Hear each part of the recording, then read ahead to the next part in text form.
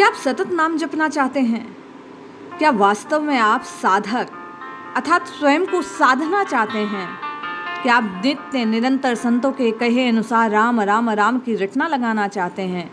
यदि हाँ, तो आज का सत्संग, आज का ये उपदेशामृत, आज का ये वचनामृत, परम पूज्य उड़िया बाबा के ये वाक्य आपके जीवन को बदलने वाले, निरंतर राम राम राम की रटना को संभव बनाने वाले हैं। जय श्री हरि। पूज्य गुरुदेव के चरणों में प्रणाम। सभी नामनिष्ठ साधकों को जय जय श्री सीताराम। कभी कभी अतिरिक्त भार को स्वयं से पृथक करते ही राह में चलना बड़ा आसान हो जाता है। उसी प्रकार साधक व्यर्थ की कुछ बातें, व्यर्थ का कुछ चिंतन, व्यर्थ का कुछ संयोग, व्यर्थ का भोग स्वयं से जैसे ही अलग करता है, साधना का पथ सहज हो जाता है, राम मिलन की अभिलाषा पूर्ण हो जाती है। आज परम पूज्य श्री उड़िया बाबा कह रहे हैं कि साधक को त्यागने योग्य क्या है, जो त्यागते ही उसका सतत भगवान का स्मरण संभव हो जाता है। प्रथम बात, वे कहते हैं इन 5 बातों का त्याग ज्ञानी और भक्त साधकों को करना चाहिए।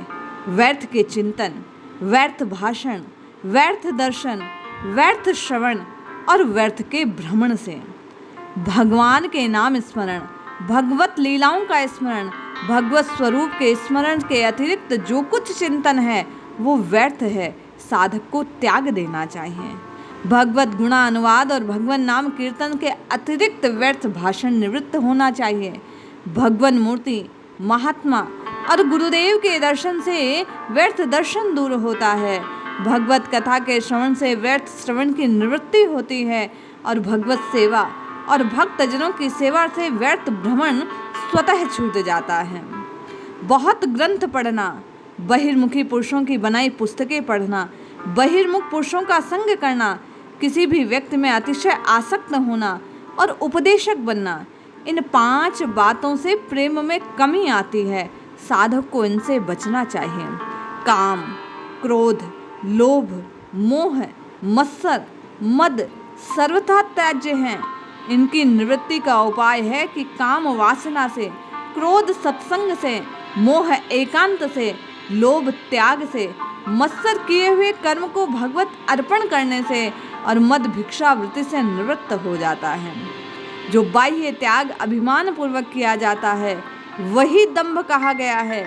निरभिमान रहकर किया हुआ बाह्य त्याग तो साधन बन जाता है। दंभ बहुत दूर तक चलता है, इसकी गति अच्छे अच्छे महात्माओं को नहीं जान पड़ती, अतः इससे सावधान रहना चाहिए। साधक को चाहिए कि दूसरों के अवगुणों को देखना, सुनना, कहना या चिंतन करना ये दोष है। इसी से क्रोध, अतः त्याग करना आवश्यक है। इनका प्रधान साधक है परचर्चा का त्याग। हमें दूसरों के गुण और दोषों पर दृष्टि नहीं करनी चाहिए, ये दोनों माया है, अतः इन्हें देखना ही दोष है। इनसे उदासीन रहना चाहिए। श्री गोसाई जी कहते हैं, सुनहु तात मायाकृत गुण अरु दोष अनेक, गुण यह उभय न देखिए, देखई सो अविवेक। काम से तृष्णा, तृष्णा को लोभ कहते हैं और लोभ से इच्छा होती है, इच्छा से विघ्न आते हैं और विघ्नों में आप और मैं क्रोधित हो जाते हैं, अतः निरीक्ष व्यक्ति को अक्रोधी हो सकता है। वाणी, नेत्र, हाथ, पैर चंचलता का मूर्खता लक्षण है, अतः इन चारों की चंचलताओं का त्याग करना चाहिए। इनमें से एक का होना भी मूर्खता का चिन्ह है, जिसमें चारों हो तो कहना ही क्या। संक्षेप में विवरण इस प्रकार है। वाक चांचल्य, जोर से बोलना, अधिक बोलना अथवा बिना प्रयोजन बोलना। नेत्र चांचल्य अर्थात इधर उधर या ऊपर नीचे बेकार में देखना। तिनका तोड़ना, पृथ्वी पर लिखना आदि हस्त चांचल्य के लक्षण हैं। और पैर को हिलाना या बेढंगे ढंग से चलना ये पद चांचल्य के लक्षण हैं। साधक को इन्हें त्यागना चाहिए। इनके त्याग से निश्चय ही सतत साधना संभव हो जाती है। साधना में प्रधानतया 6 विघ्न हैं: अति भाषण, अति परिश्रम, अति भोजन, संसारी नियमों में बंधना, दुष्टों का संग करना और लोभ। अधर्म से कमाई करना भी लोभ है, अतः इनका त्याग साधना में सहायक होता है। ये विघ्न उत्पन्न करने वाले तत्व हैं। किसी की हानि करानी हो तो उसे क्रुद्ध कर दो, क्रोध से तप नष्ट हो जाता है। अतः साधक को क्रोध से बचना चाहिए। अपने कर्म को छोड़कर दूसरे के कर्म में लग जाना भी प्रमाद है, ये रजोगुण से होता है।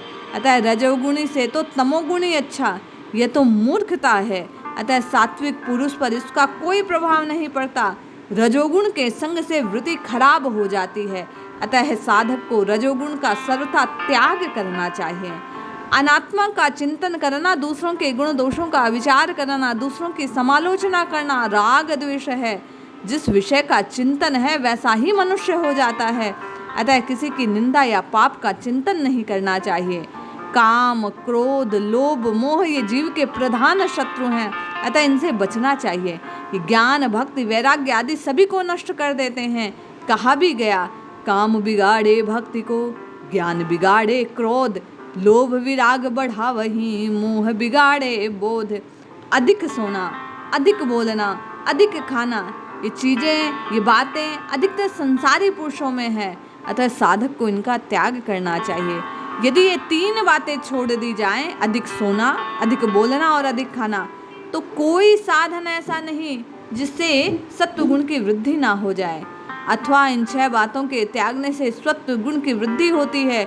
विशेष भोगों का, सांसारिक पुरुषों के प्रेम का, बहुत बोलने का, बहुत खाने का, बहुत सोने का और आपस में अत्यधिक हंसी मजाक करने का। पूज्य स्वामी जी कहते हैं, राग से क्रोध होता है। अतः राग को निवृत्त करना चाहिए। जिस प्रकार धुएं से आग, दर्पण में मेल प्रतिबिंब, झिल्ली से गर्भ ढका रहता है, वैसे ही राग से क्रोध आच्छादित रहता है। यहाँ 3 दृष्टांत 3 प्रकार की वृत्तियों को, प्रकृतियों को पुरुषों की दृष्टि से दिया गया। तमोगुणी पुरुष का क्रोध धुएं में छिपी आग है। जैसे आग फूंक मारने से प्रज्वलित होती है, वैसे ही तमोगुणी पुरुष का क्रोध सहज प्रकट हो जाता है। रजोगुणी पुरुष का क्रोध मल से आच्छादित दर्पण है, प्रतिबिंब के समान।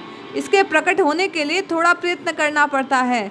सत्वगुणी पुरुष का क्रोध झिल्ली में छिपे गर्भ की तरह है, जो एकाएक प्रकट नहीं होता, प्राय अंतःकरण के भीतर ही रहता है।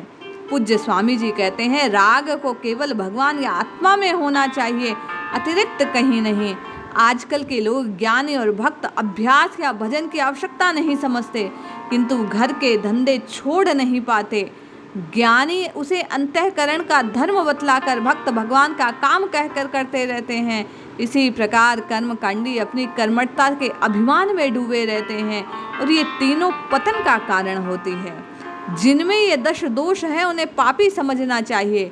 चोरी, हिंसा, व्यभिचार, झूठ, चुगली, परधन की इच्छा, पराया अनिष्ट चिंतन, अश्लील आवरण, असंबंध प्रलाप और देहा अभिमान।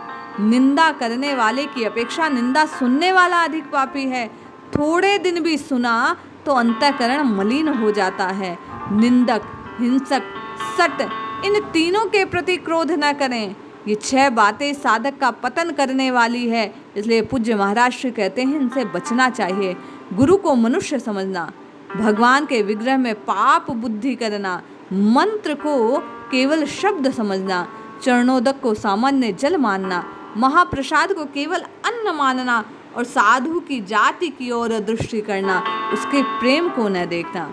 जब तक विषयों में भोग बुद्धि है तब तक सुख नहीं। संसार में सद्बुद्धि होने से संसार में सुख जान पड़ता है। जब उपास्य देव में सद्बुद्धि हो जाती है तो संसार का सुख सुख नहीं रहता। संशय बुद्धि का संसार में सुख और उपास्य देव में न देख पाना। जब तक विषयों में पूर्ण विरक्ति नहीं होती तब तक उपास्य देव में पूर्ण आसक्ति नहीं होती। रामायण का आशय है कि पूर्णतया रामाकार वृत्ति हो जाना। भागवत का आशय सर्वथा कृष्णाकार वृत्ति हो जाना। जो थोड़ा भी साधन लग गया उसे संशयात्मक नहीं रह पाता, संशय नष्ट हो जाता है। विश्वास संशय का नाश करने वाला होता है, इसलिए इष्ट प्रीति का साधन विश्वास ही है। हम आप पूज्य महाराज श्री की इन बातों को श्रवण करें और नित्य निरंतर राम राम राम जपने के लिए इनसे बचने का प्रयास करें तो निश्चय सतत साधन बनेगा। जय श्री हरि।